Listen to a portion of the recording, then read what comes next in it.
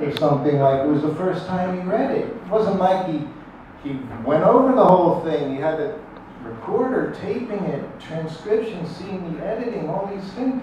It was like he never read it before. It boggled my mind listening. He's sitting there, he just loved Krishna so much. So then he just kept saying, you don't have to read, you don't read any other books. He said, just this one book. He said, you can become Krishna conscious. But he kept looking at me. He didn't put his head down. Now he's just looking at me. You want to get down? Sit me down and read. But he didn't. But he's looking at me. And then he said, you don't even have to read the whole book.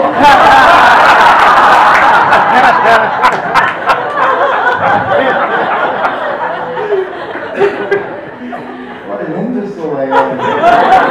He was making it so easy for me. He made it so easy for us. He said, just one chapter. He said, if you just read one chapter of this book, you can become Krishna conscious. Krishna books, some of those chapters are short, You don't have to read the long ones. Some of them are long, very wordy, go over this, but some of them are like very short, 5-6 pages. Use your head. He said, just one chapter, he said, if you read it, he said, you can be Krishna conscious. And now I'm like, getting a little nervous. I'm really, in front of Prabhupada, he's to be very powerful. Always very powerful, but sometimes so now he's looking at me, and I'm looking at him, and I'm not speaking. And he said, you don't even have to read the whole chapter. Such a benediction. He said, just one page. And Prabhupada's very animated. He doesn't just speak. He's, hands are going. And he goes, just one page. And he starts putting his hand. He was on that page. I don't even know what page it was, but it must have been a very good page. Because he said, if you just read this one page, you can be Krishna conscious. I'm just guessing why. But he didn't put his head down. So it means I'm still there.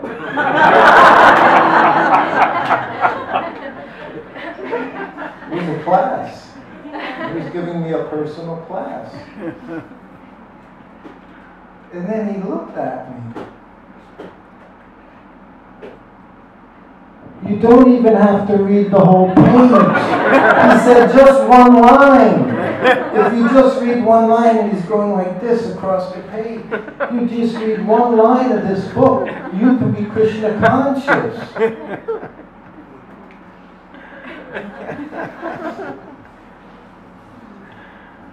And he's still staring at me.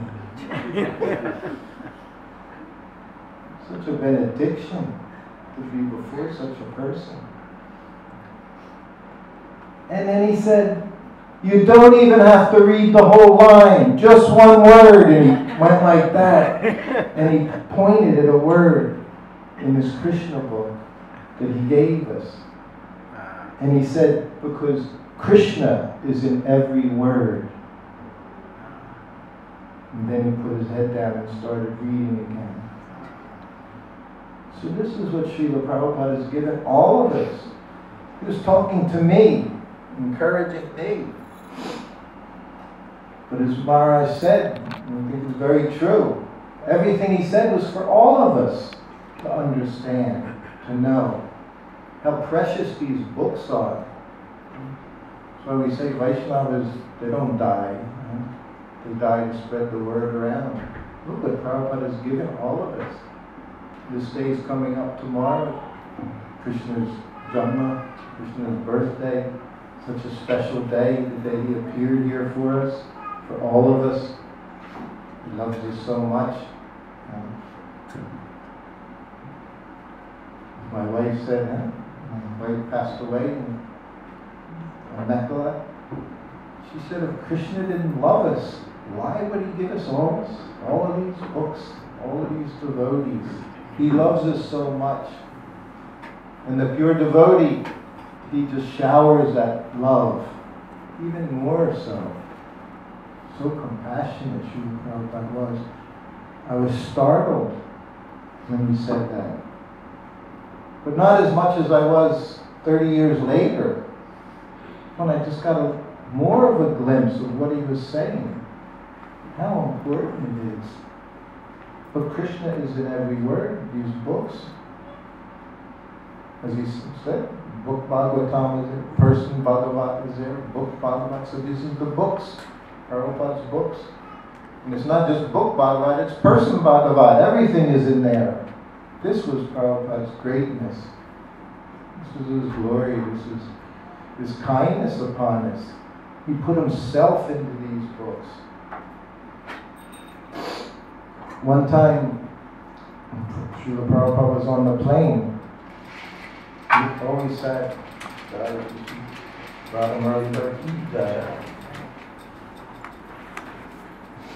we were on the plane, Prabhupada was flying, and he always sat at the window seat. Prabhupada loved to sit at the window seat. Never saw him in any other seat. You'll see Prabhupada on the plane, so many pictures.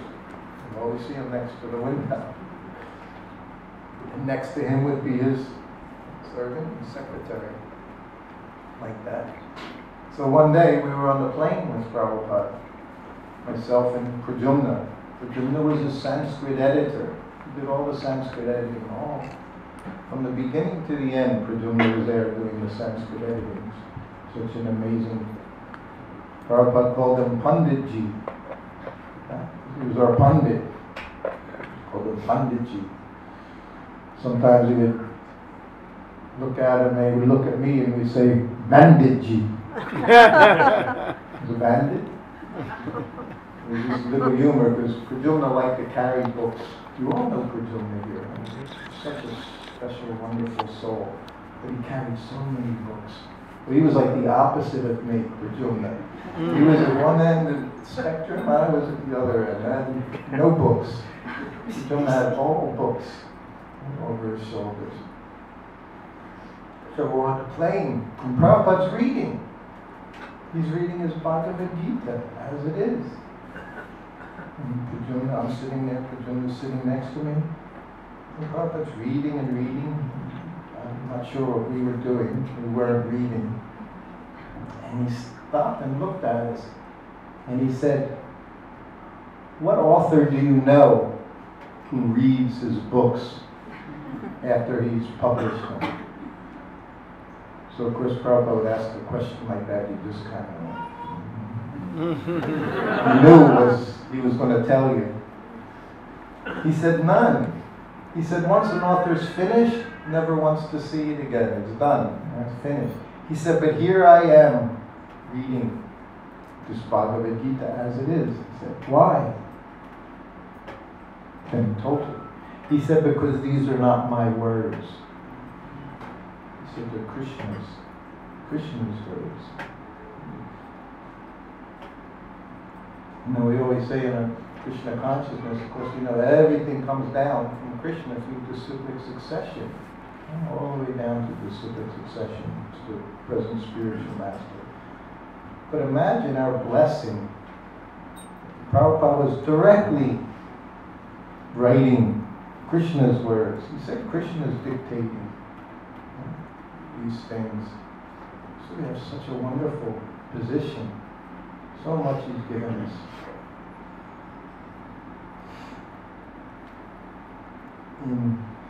I wanted to tell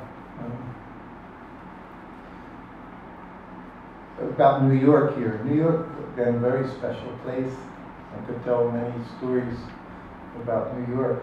But there's one, I think shows so much Srila Prabhupada, how compassionate, how loving Srila Prabhupada is. So this happened here in New York City, in the temple, 55th Street. Is that right? 55th Street. They had the temple on 55th Street. So Prabhupada was at that temple. And This happened in 1976. So at that time, they had the temple, and downstairs in the temple, they had a prasadam restaurant, Govinda's restaurant there. So there was one devotee, he was a devotee who had left the temple, went outside, grew his hair out, grew his beard, he left the society. And one of the workers at the restaurant was a devotee girl, her name was Amekala. So at that time she was working and helping out in the restaurant cooking. So she kind of became friends with this devotee who had left. He was in very early 1967, 68, 69, 72, 73. But by the time 1976 came around, he was already gone. He was still young. This time he was only he joined, he was 17 years old. So he left, he was 24 years old. But again, he looked like a hippie. But none of the devotees at the temple would talk to this person. And he only went to the temple because he still liked prasadam. Even though he didn't care, no one was talking, he didn't want to talk with anyone else anyway, but he liked prasadam, so he would come and eat prasadam. But the devotees living in the temple, they didn't want to speak with him because they said he was offensive. And he was committing offense. He was no longer following any of the principles, none of them. And he was not vegetarian, he was eating meat. And on top of that, when he sat with devotees, he would start saying that because he spent his early years with Prabhupada, he missed his opportunity to be a big rock star. Played guitar, he sang and all, but he left that and he joined the temple.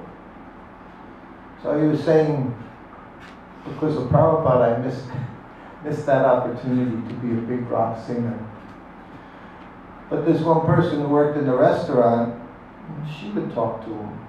Because in her eyes, he was a devotee, even though he had gone away, he was a devotee. He was one of Prabhupada's disciples. And Prabhupada taught him how to cook. So he had a lot of very nice qualifications. But anyway, as it happened, one day he was walking down the street to the restaurant, to go in the restaurant, and all the devotees are in front of the temple on the sidewalk, the big New York sidewalk standing out there, and they're chanting. So he comes up and he sees the girl, Amekala, and he said, "What's going on? Why is everyone out here?" And they said, "Oh, Prabhupada's coming." And he said, "Oh, okay." He said, I came to get a meal. So he wasn't real excited. So Amekala, her heart dropped and she thought, "Oh my gosh, if Prabhupada comes and he's here, it's just going to be maybe not very auspicious soon." So she got in a little anxiety. So of course, as Krishna would have it, Prabhupada's car pulls up. He's there, she's there, all the devotees are having kirtan. And of course they all go to the ground, except him. And Prabhupada gets out of the car. And of course the devotees are trying to channel him into the temple. And as soon as Prabhupada gets out, he sees his disciple, this boy, who used to serve him, he used to give him massage, things like that. So of course Prabhupada walks right up to him. He doesn't go anywhere else, he walks to him. He rubs his hairy head, just rubs it. Big smile Prabhupada's got on his face. "How are you?" he said. "Oh, I'm okay." Prabhupada, when any of us, if Prabhupada would say, "How are you?" he'd say, "Very good, Prabhupada." Because as soon as he was in your presence, there was no more problems. All your material problems, they just disappeared. So it was kind of unfair because he would say, "How is everything?" You say, "Very nice." Because in his presence everything was, everything fell away, all your problems. But he just said, "I'm okay, Prabhupada." And Prabhupada looked at him and he said, "Will you cook for me while I'm here?" And the devotees, they knew he wasn't following any principles. He was making offenses to Prabhupada. Imagine, he was eating meat. And one of this very senior devotees, sannyasi, comes up and he's whispering in the Prabhupada's ear. And he said, Prabhupada, eating meat is offensive. And Prabhupada, like he could do, I know, because sometimes I would talk to Prabhupada and he didn't even hear me. Prabhupada didn't even hear him, he just ignored him. And he looks at him again and he said, so, he said, you'll cook for me while I'm here? And the devotee just changed and he said, yes, Prabhupada, I'll cook for you. So Prabhupada didn't see some nonsense, fallen, rascal, offensive person. He just saw his disciple who he had saved. And he wasn't going to let him go anywhere. As Prabhupada said, he's not letting you go into Maya. No matter how long you may think you're going to go somewhere, he's going to grab you. He's going to pull you back.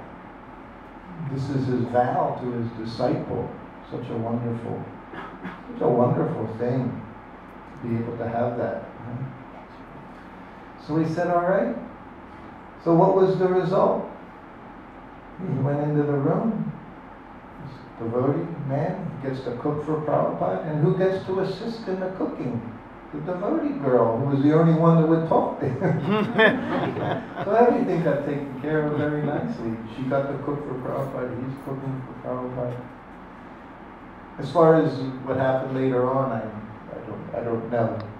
But I do know from experience over these many years and decades since Prabhupada has left, it always turns out whenever one of his disciples go, Prabhupada's there.